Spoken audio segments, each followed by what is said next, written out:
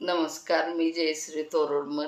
आज कसं आहे, आजकाल एखादी जर गोष्ट आपल्याला काही माहिती नसेल, आपल्या मुलांबद्दल म्हणा किंवा आपल्या परिवारातल्या कोणत्याही व्यक्तीबद्दल, एखादी व्यक्ती आपल्या परिवारामधली सतत नाराज असेल, टेन्शनमध्ये असेल आणि ते काय आपल्याला सांगत नसतील किंवा समजत नसेल आणि आपण मग काय करतो माहिती आहे का, सर्वच जण असं की काहीतरी विचार करतो आपण की काय झालं असेल, ती का नाराज आहे किंवा का सुकलेला आहे, कोणीही घरातली परिवारामधली आपल्या व्यक्ती.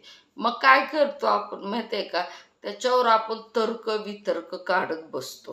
हे असं झालं असेल, मग ते तसं झालं असेल किंवा हे असं झालं असलं तर ते तसं झालं असलं तर आपण वेगवेगळे तर्क-वितर्क काढत बसतो. आ आणि आपण टेन्शन घेऊन बसतो. ॲक्च्युली जर पाहायला गेलं तर तसं काहीच झालेलं नसतं.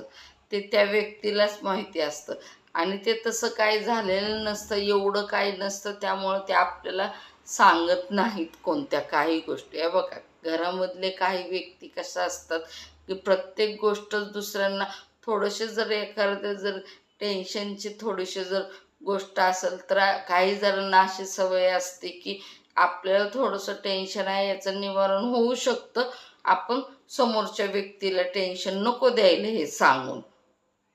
असेही काही लोक आपल्या परिवारामध्ये असतात, पण आपण त्यांच्यापेक्षा जास्त हुशार निघतो. आपण काय करतो, त्यांनी जर आपल्याला कोणती जर गोष्ट सांगितली नाही तर आपण त्याच्यावर 100 विचार करत बसतो. शक्यतो आई-वडिलांचं हे असं असतं. काय, आपण त्याच्यावर 100 विचार करत बसतो. हे असं झालं असेल, ते तसं झालं असेल, आपलं जेवण कमी होतं, आपलं म्हणजे सतत विचारात राहतो, झोपतानाही तोच विचार, उठल्यावरही तोच विचार आणि ह्या विचारांमध्ये आपण पूर्णपणे गुंगून जातो आणि आजारपणाचे लक्षणं मग आपल्याला सुरू व्हायला सुरुवात होते. पण हे लक्षात घ्या, की असं काहीही झालेलं नसतं आणि होतही नसतं. काय, असं काही होतही नसतं. ती थोडीशी गोष्ट असते आणि इतरांनाही त्यांना तो त्रास द्यायचा नसतो ते सांगून. ते त्याच्याकडनं सॉल्व्ह होणार असतं.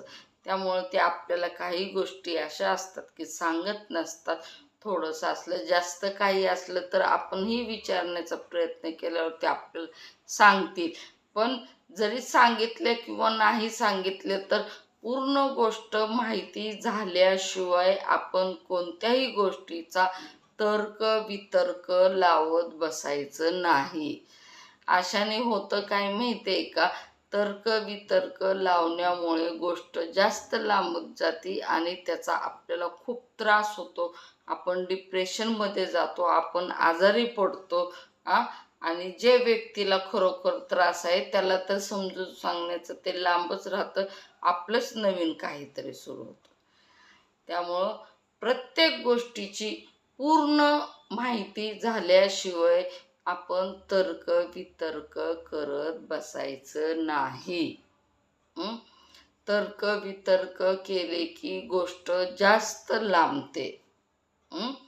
जास्त विचारात गुंतवते.